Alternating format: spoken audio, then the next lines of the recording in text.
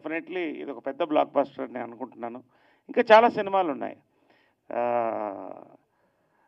సుందరకాండ, అదేవిధంగా సారంగపాణి జాతకం, ఇంద్రగంటి మోహన్ కృష్ణ గారు దాంతో, భాను డైరెక్టర్గా, రవితేజ హీరోగా చేస్తున్నాను. అదేవిధంగా వాండ్రా సెల్యులాయిడ్, బ్యూటీ, దీంట్లో ఒక లీడ్ రోల్ చేస్తున్నాను నేను. మారుతి రైటింగ్స్ వీళ్ళతో అద్భుతమైన నాకు నచ్చిన పాత్రలు చేస్తున్నాను. ఇలాగ ఐఎమ్ గోయింగ్ అహెడ్, ముందుకెళ్తున్నాం. So this is my basic activity for the year as far as my films are concern. చాలా ఎక్స్పెక్టేషన్తో ఎదురు చూస్తున్నాను మంచి మంచి పాత్రలు. మెయిన్గా నేను ఈ సంవత్సరం, ప్రతి సంవత్సరం చెప్తాను, నేను 2 విషయాలు చెప్తాను.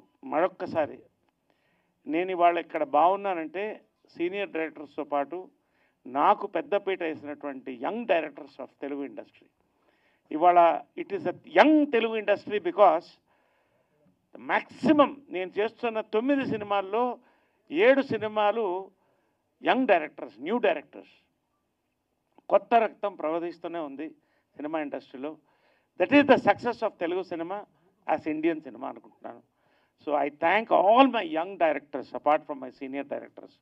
నన్ను కోరుకుని నరేష్ కావాలి 2 నెలలన్నా 3 నెలల నా ఆగుతామని చెప్పి ఆగి నా కోసం కథలు రాసుకున్న ప్రతి నా యంగ్ డైరెక్టర్స్కి, రైటర్స్కి, ప్రత్యేకంగా నిర్మాతలకి, ప్రొడ్యూసర్లకి, ఎక్కడ ఎవరికి నేను ఎప్పుడు ట్రబుల్ ఇవ్వను. ఇన్ టైం ఉంటాను, ఇన్ టైం వెళ్ళిపోతాను. వాళ్ళు ఎలా కావాలంటే అలా ప్రమోషన్స్కి వస్తాను. డిసిప్లిన్ అనేది తల్లి విజయన్మల గారు, కృష్ణ గారి దగ్గర నుంచి నేను నేర్చుకున్నాను. ఇవాళ నా సక్సెస్ అనేది ఈ 52 ఇయర్స్ మేజర్గా మీరు చూస్తే apart from talent and good will, it is the discipline. ఇది ఎప్పుడు నేను పాటిస్తాను. అందరిని కూడా ఆ డిసిప్లిన్ ముందుకు తీసుకెళ్తుంది నేను నమ్ముతాను. This is one thing very important I want to say. I thank my young directors specially and young writers. రెండోది,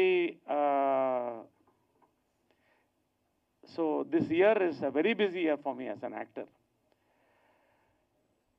దీంట్లో ఫైనల్గా ఏంటంటే